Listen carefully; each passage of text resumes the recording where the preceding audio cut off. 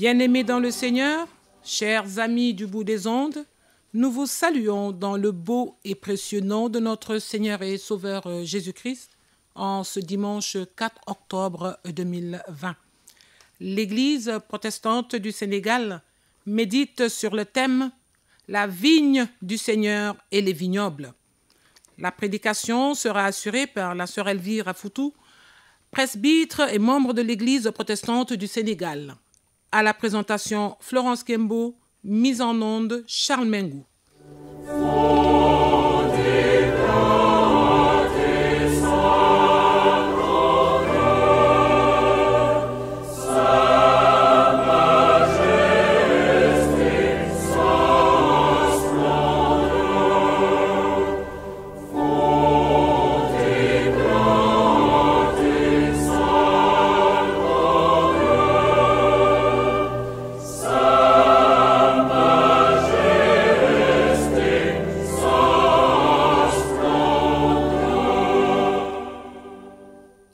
La grâce, la miséricorde et la paix sont avec vous de la part de Dieu le Père, de la part de Jésus-Christ le Fils, dans la vérité et dans l'amour. Invoquons le Seigneur. Seigneur, tu veux que tes enfants se rassemblent souvent pour t'adorer en commun. En plus de leurs adorations individuelles, nous répondons à ton invitation et nous nous présentons devant toi. Selon ta promesse, tu es au milieu de nous et nous en sommes heureux. Apprends-nous à mieux te connaître, à mieux nous connaître les uns les autres. Nous te le demandons par Jésus ton Fils, qui vit avec toi et avec nous, pour toujours dans ton Esprit Saint. Amen. Amen. Mon cœur joyeux, plein d'espérance, célèbre à toi, mon Rédempteur. Daignez goûter avec clémence un pauvre humain, faible pécheur. En toi seul ma confiance, en toi seul est tout mon bonheur. Louons le Seigneur, psaume 150. Chantez la louange de Dieu dans son temple saint. Chantez sa louange dans le ciel, au royaume de sa puissance. Chantez sa louange pour ses exploits. Chantez sa louange pour toute sa grandeur. Chantez sa louange au son de la trompette. Chantez sa louange avec la harpe et la cithare. Chantez sa louange en dansant au rythme du tambourin. Chantez sa louange avec la guitare et la flûte. Chantez sa louange avec les cymbales bruyantes.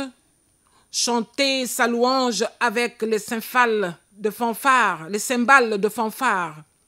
Que tout être vivant chante la louange du Seigneur. Chantez la louange du Seigneur. Amen. Écoutons à présent le cantique numéro 427.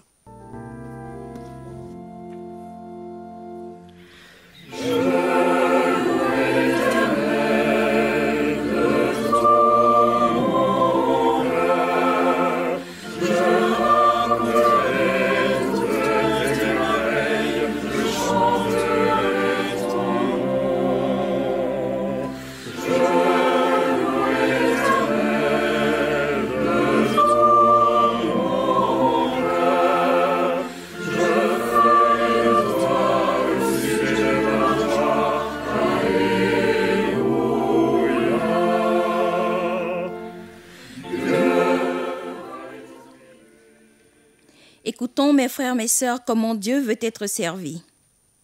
Je suis l'Éternel ton Dieu. Tu n'auras pas d'autre Dieu devant ma face. Tu ne te feras pas d'image taillée, ni de représentation quelconque des choses qui sont en bas dans les cieux, en bas sur la terre, en haut dans les cieux, ou dans les eaux plus bas que la terre. Tu ne prendras point le nom de l'Éternel ton Dieu en vain, car l'Éternel ne laissera pas impuni celui qui prendra son nom en vain. Souviens-toi du jour de repos pour le sanctifier. Honore ton père et ta mère, afin que tes jours soient prolongés dans le pays que l'Éternel ton Dieu te donne.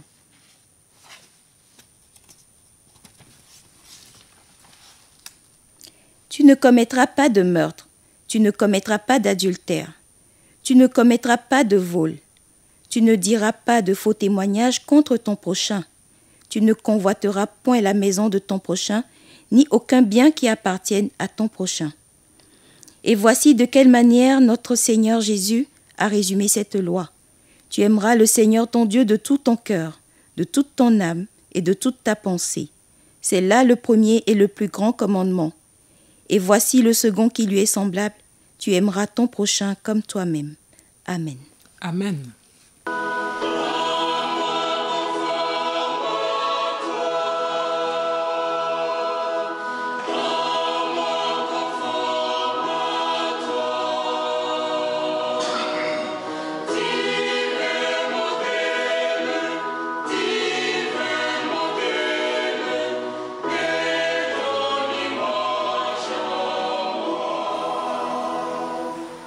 Mes frères, mes sœurs, en présence du Dieu saint, confessons humblement nos péchés. Prions Dieu. Ô Dieu, fais-nous grâce selon ta bienveillance, selon ta grande bonté, efface nos crimes. Lave-nous complètement de nos fautes et purifie-nous de nos péchés, car nous reconnaissons nos crimes et nos péchés sont constamment devant nous. Nous avons péché contre toi seul, et nous avons fait le mal à tes yeux, en sorte que tu seras juste dans ta sentence, sans reproche dans ton jugement. Voici, nous sommes nés dans la faute, et nos mères nous ont conçus dans le péché, mais tu prends plaisir à la vérité dans le fond du cœur. Au plus secret de nous-mêmes, fais-nous connaître la sagesse. Purifie-nous avec l'hysope, et nous serons purs. Lave-nous, et nous serons plus blancs que le coton. Annonce-nous la félicité et la joie, et les eaux que tu as brisées seront dans l'allégresse. Détourne ta face de nos péchés, efface toutes nos fautes. Ô Dieu, crée en nous un cœur pur, renouvelle en nous un esprit bien disposé.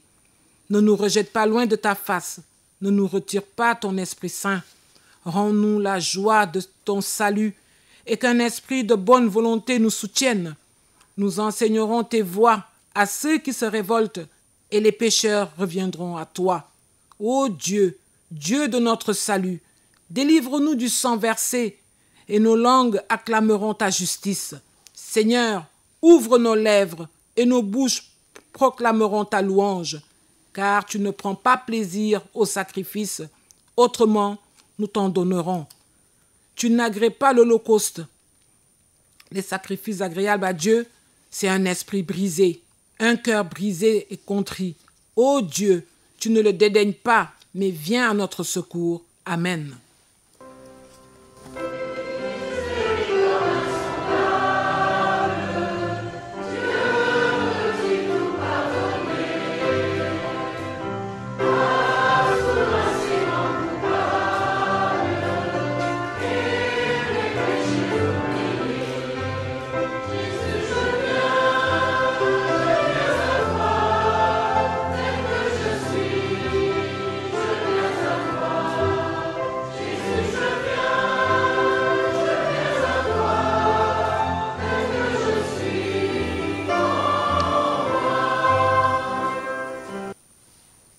Quand les montagnes s'éloigneraient, quand les collines chancelleraient, mon amour ne s'éloignera point de toi, et mon alliance de paix ne chancellera point, dit l'Éternel qui a compassion de toi.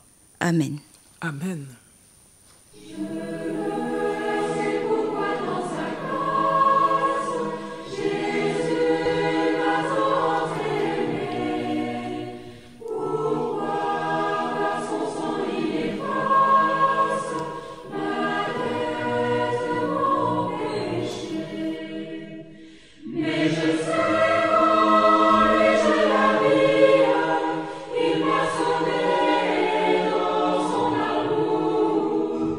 Et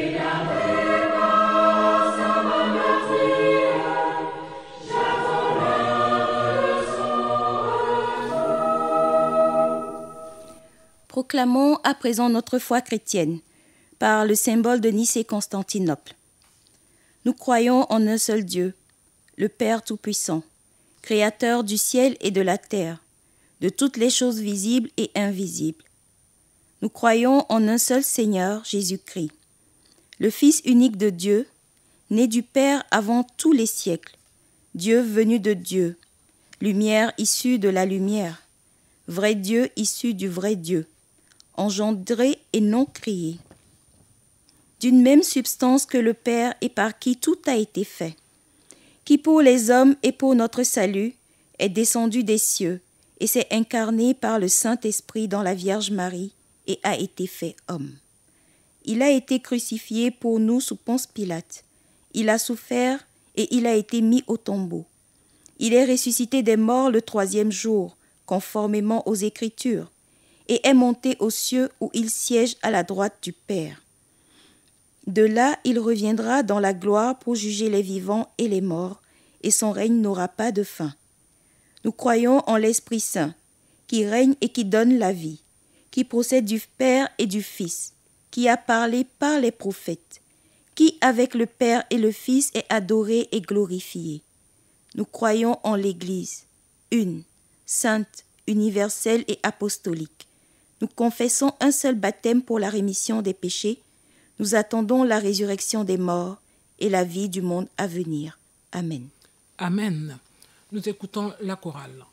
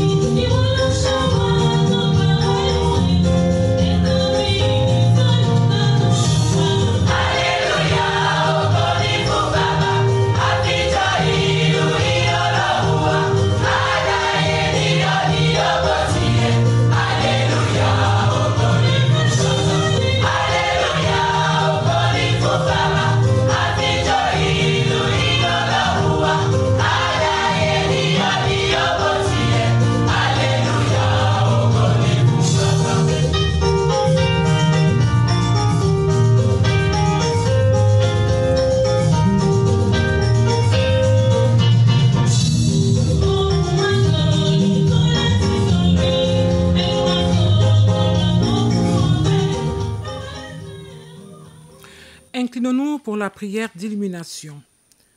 Seigneur, tu es le Maître et nous sommes tes disciples.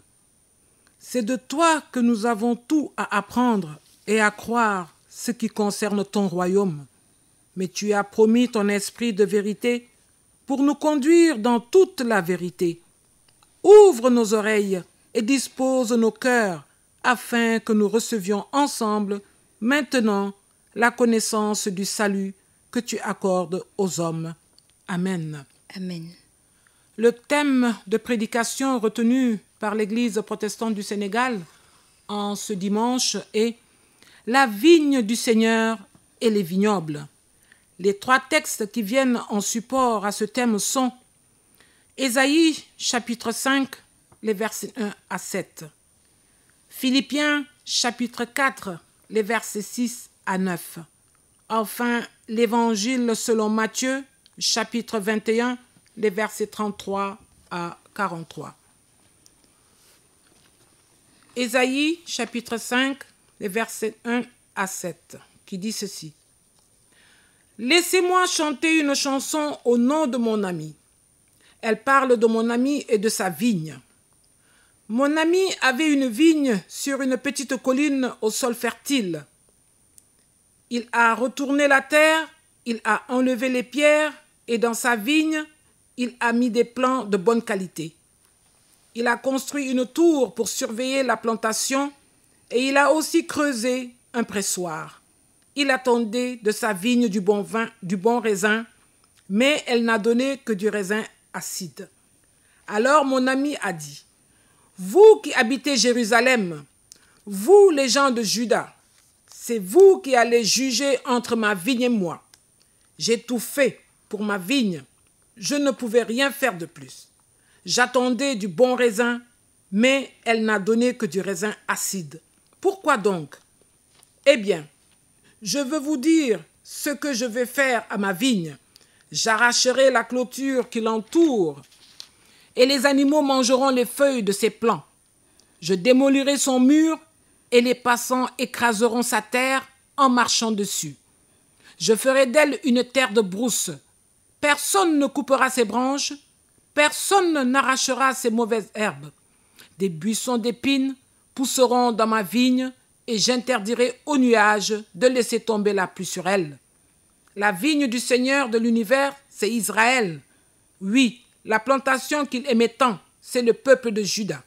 Le Seigneur attendait de lui qu'il respecte le droit. Mais partout, c'est l'injustice.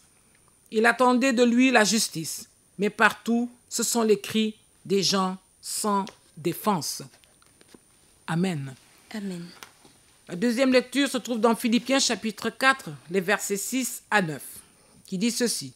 « Ne soyez inquiets de rien, mais demandez toujours à Dieu ce qu'il vous faut. Et quand vous priez, faites vos demandes avec un cœur reconnaissant.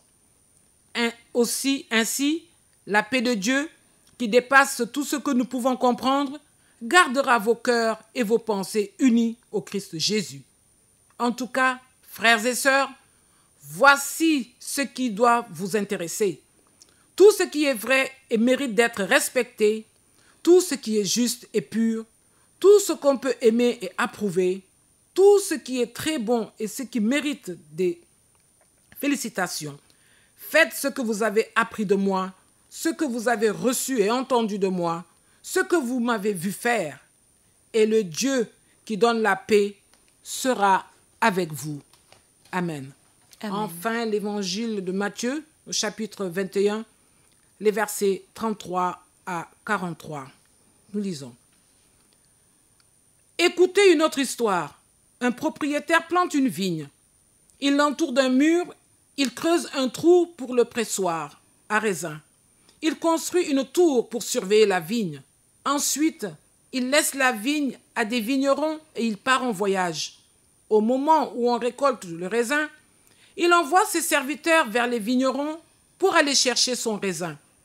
Mais les vignerons prennent les serviteurs. Ils frappent le premier, ils tuent le deuxième et ils font mourir le troisième à coups de pierre. Le propriétaire envoie encore d'autres serviteurs, plus nombreux que les premiers, mais les vignerons leur font la même chose. Enfin, le propriétaire leur envoie son fils en se disant « Ils respecteront mon fils ». Mais quand les vignerons voient le fils, ils se disent entre eux « C'est lui qui sera le propriétaire plus tard. Venez, tuons-le et la vigne sera à nous. » Ils prennent le fils, ils le font sortir de la vigne et le tuent. Jésus demande « Quand le propriétaire de la vigne viendra, qu'est-ce qu'il va faire avec ces vignerons ?» Les chefs religieux répondent à Jésus « Il va tuer sans pitié ces gens méchants. Il louera la vigne à d'autres vignerons et au moment de la récolte, ces vignerons lui donneront le raisin. » Alors Jésus leur dit « Vous avez sûrement lu ces phrases dans les livres saints. La pierre que les maçons ont rejetée est devenue la pierre principale de la maison. C'est le Seigneur qui a fait cela. Quelle chose merveilleuse pour nous. Si quelqu'un tombe sur une pierre, son corps sera brisé.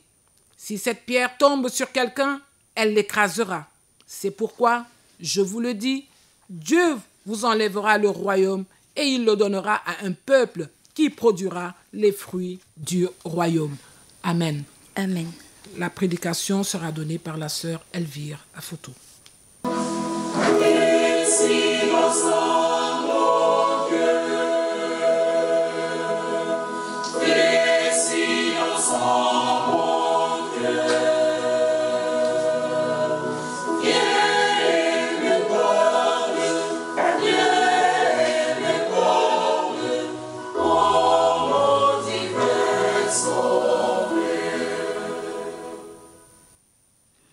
Pourquoi, quand j'ai espéré qu'elle produirait de bons raisins, a-t-elle produit de mauvais? Prions. Père éternel, nous sommes ici en ta présence pour t'écouter. Nous tous qui t'écoutons à la radio, nous tous qui sommes ici, demandons que ton Esprit Saint nous instruise. Viens utiliser ta servante pour la gloire de ton nom. Amen. Amen. Pourquoi, quand j'ai espéré qu'elle produirait de bons raisins, en a-t-elle produit de mauvais? Ésaïe 5, verset 4. Il s'agit ici d'une espérance déçue. Selon le dictionnaire Larousse, l'espérance est le sentiment de confiance en l'avenir qui porte à attendre avec confiance la réalisation de ce qu'on désire. Qui d'entre nous n'a jamais eu une attente déçue? Ça fait très mal, n'est-ce pas? Dans Ésaïe 5, une vigne a été implantée sur un sol fertile, un sol qui donne d'abondantes récoltes, situé sur la pente d'une colline. Ce sol a été débarrassé de tout ce qui pouvait empêcher le plant de développer des racines, de trouver des nutriments pour produire de bons fruits, aussi délicieux que le plant d'origine. Le sol a été rendu meuble, aéré. L'irrigation lui a été prodiguée. Le plant mis en terre était délicieux. Toutes les bonnes conditions sont réunies. Et dans ce cas de figure, mes frères, mes sœurs, il n'y a aucun obstacle à la récolte, à récolter des fruits abondants et délicieux. Surprise! Mais quel genre de surprise? Une surprise déprimante. La production était de mauvaise qualité. Qui a planté la vigne? Qui sont les plants? Quelle suite pour ces plants ayant produit de mauvais fruits? Pourquoi avoir produit de mauvais fruits? Et comment produire des fruits escomptés par Dieu? Dans le livre d'Ésaïe, au chapitre 5, verset 7, nous lisons que la vigne a été implantée par Dieu l'Éternel. Les hommes de Juda sont le plant et la vigne, c'est la maison d'Israël. Cette parole nous est adressée aujourd'hui. Elle a été écrite pour nous enseigner. Alors aujourd'hui, il s'agit de Dieu comme propriétaire, de notre peuple comme vigne et de nous, chacun d'entre nous ici présents comme plant. D'après Ésaïe, Dieu a mis en place pour chacun d'entre nous toutes les conditions favorables à nous sentir aimés de lui et à faire ce qu'il attend de nous. Mais que sa déception a été grande de constater que nous avons fait des choses. Oui, nous avons fait beaucoup de choses, mais surtout pas ce qu'il attendait de nous. Si nous revenons à la vigne, quelle est la conséquence d'avoir porté de mauvais fruits? Et là, mes frères, mes sœurs, nous n'avons plus aucune surprise. La vigne sera exposée à la destruction. Les barrières qui la protégeaient des attaques et des agressions extérieures seront ôtées. Elle ne sera plus cultivée ni entretenue. Les ronces et les épines n'en seront plus retirées. Même la pluie aura interdiction de l'arroser. Tout comme le figuier, dans Marc 11, verset 20, a desséché, mes frères, mes sœurs, la vigne aussi va dessécher. C'est ce qui nous guette lorsque nous refusons de suivre Dieu dans ses plans pour nous. Alors, Dieu a tout disposé pour que nous atteignions les objectifs qu'il nous a fixés, ou plutôt que nous sommes fixés mutuellement, lui et nous, mais nous refusons de le suivre. Ce que nous risquons, c'est l'abandon, c'est le manque de soins, c'est la privation de la présence de Dieu.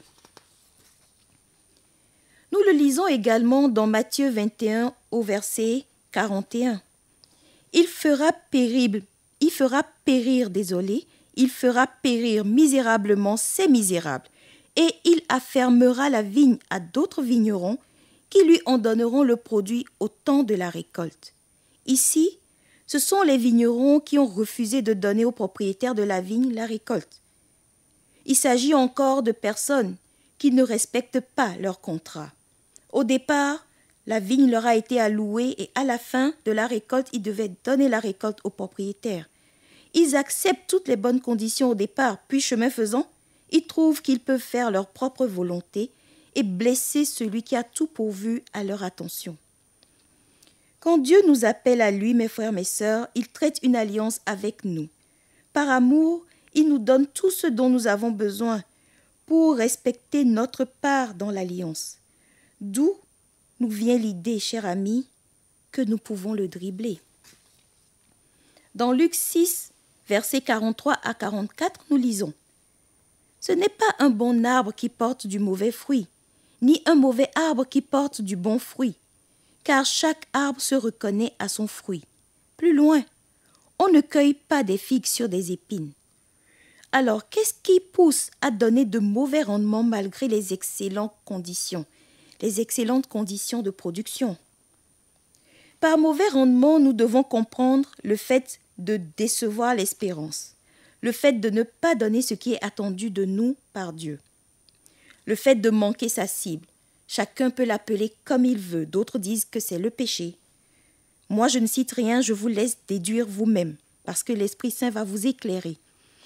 Le fait de ne pas porter du tout de fruits, le fait de porter de mauvais fruits et le fait de porter de si peu de fruits.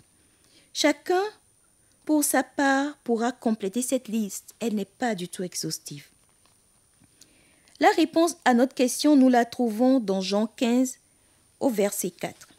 « Demeurez en moi, et je demeurerai en vous. Comme le sarment ne peut de lui-même porter de fruits, s'il ne demeure attaché au cep, ainsi vous ne le pouvez pas non plus si vous ne demeurez pas en moi. » Jésus est le cep et nous sommes les sarments.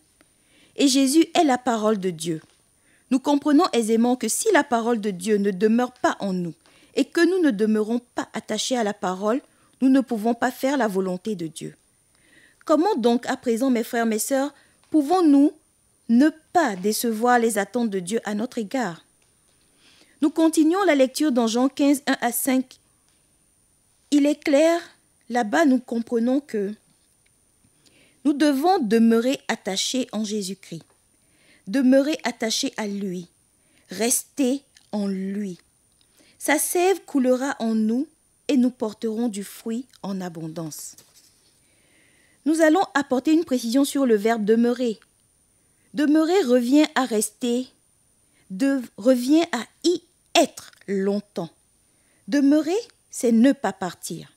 Il s'agit pour nous de rester dans la parole de Dieu, y être longtemps pour pouvoir porter du fruit. Ne pas partir. Pourquoi ne pas y rester tout le temps, mes chers amis? Être dans la parole que nous lisons dans la Bible, être dans la parole que nous entendons par le Saint-Esprit, y croire, la lire, la méditer, la proclamer, la vivre et vivre par elle. C'est cette parole qui vivra en nous.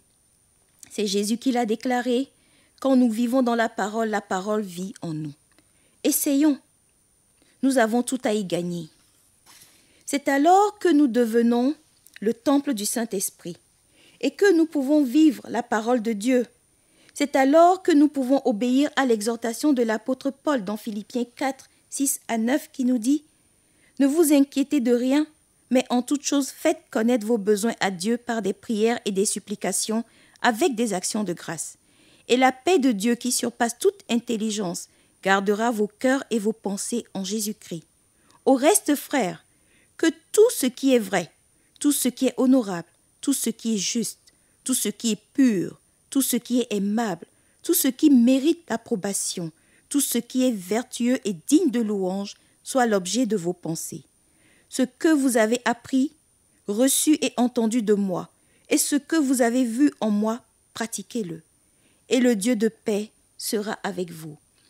Alors seulement, habillés de la puissance de Dieu, nous pouvons aller et faire la volonté, faire de toutes les nations des disciples du Christ Jésus. Amen. Amen.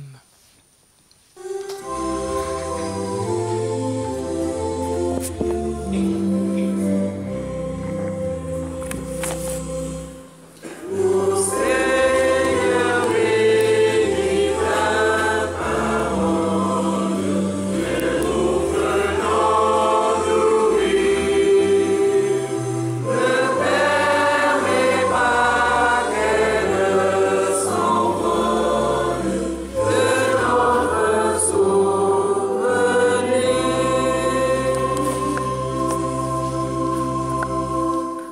chers frères et sœurs en Christ, pour accompagner ce message riche d'enseignements, nous allons écouter le cantique numéro 100.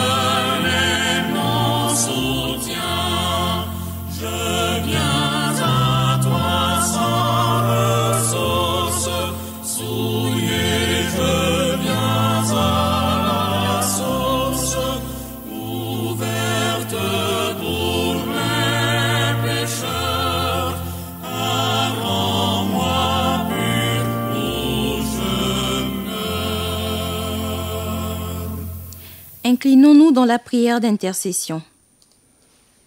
Dieu très miséricordieux, nous te remettons notre corps et notre cœur pour que tu les unisses, non pas comme nous le voulons, mais comme tu le veux toi-même. Que notre cœur trouve le bonheur et la joie à tout moment sous la puissance de ta sagesse qui ne faillit pas, pour qu'ils suivent ta connaissance et qu'ils puissent s'incliner en toutes choses devant ton saint amour. Ne permets pas que nous ayons du doute pour manquer de confiance en ta bonté et en tes soins envers nous, pour tout ce que tu aimerais que nous fassions, ou bien que nous devions rejeter dans ce monde. Éternel, qu'il te plaise de sanctifier notre cœur pour que nous puissions t'aimer entièrement et que nous ayons la joie pour ton amour pour nous. Aide-nous afin que nous haïssions le mal et que nous nous attachions au bien. Accorde-nous le vrai esprit d'humilité pour que nous ne nous considérions pas forcément au-dessus de ce que nous devions penser. Permets que nous jouissions de la vie, mais pas dans l'exagération. Permets que nous traitions avec notre prochain en toute simplicité et que nous fassions du bien comme il le faut. Rends-nous si joyeux que nous puissions aimer nos ennemis et que nous bénissions ceux qui se moquent de nous, que nous fassions du bien à ceux qui nous méprisent, pour que nous nous réjouissions avec ceux qui pleurent. Raffermis notre esprit pour que nous puissions acquérir tes promesses par notre comportement pondéré et juste, afin que nous ne nous lamentions pas pour n'importe quoi, mais que dans la joie et l'espérance, nous puissions être consolidés pour pouvoir faire tout par la force dont Jésus-Christ nous remplit. Résumons à présent nos requêtes dans la prière parfaite que Jésus-Christ nous a apprise. Notre Père qui es aux cieux, que ton nom soit sanctifié, que ton règne vienne, que ta volonté soit faite sur la terre comme au ciel. Donne-nous aujourd'hui notre pain de ce jour. Pardonne-nous nos offenses, comme nous pardonnons aussi à ceux qui nous ont offensés. Et ne nous soumets pas à la tentation, mais délivre-nous du mal, car c'est à toi qu'appartiennent le règne, la puissance et la gloire pour les siècles des siècles. Amen. Amen. Écoutons à présent le cantique numéro 301.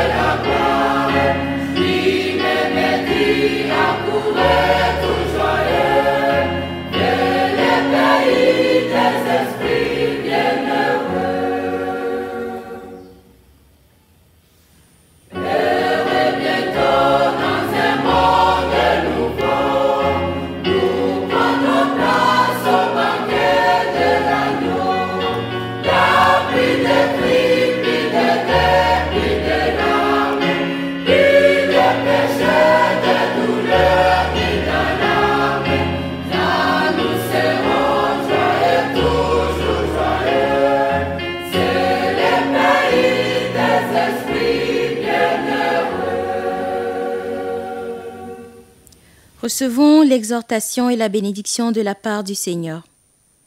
Soyez en paix entre vous, soutenez les faibles. Soyez patients envers tous, soyez toujours joyeux. Priez sans cesse. Rendez grâce en toutes choses, car c'est à votre égard la volonté de Dieu en Jésus-Christ. Le Seigneur vous bénit et vous garde. Le Seigneur fait resplendir sa face sur vous. Le Seigneur fait resplendir sur vous sa lumière et vous accorde sa grâce. Le Seigneur tourne sa face vers vous et vous donne sa paix. Amen. Amen. Que la paix du Christ à laquelle vous avez été appelés pour former un seul corps règne dans vos cœurs. Amen. Amen.